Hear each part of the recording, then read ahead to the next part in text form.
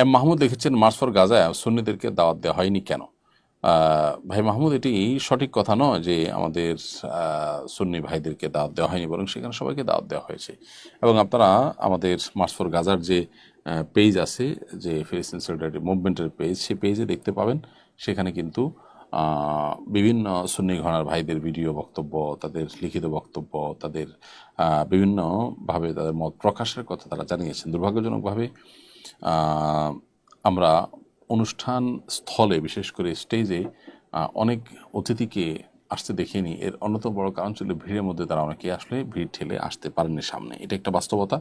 আবার নেসারাবাদী যিনি আপনার কায়েদ সাবুজুরের সাহেবজাদা, তিনি কিন্তু মঞ্চে ছিলেন। ঠিক একইভাবে মার্চ করে আমাদের সাথে বাতুল কলম থেকে মূল অনুষ্ঠানে যোগদান দেওয়ার জন্য এসেছেন ফুলতলির আরেকজন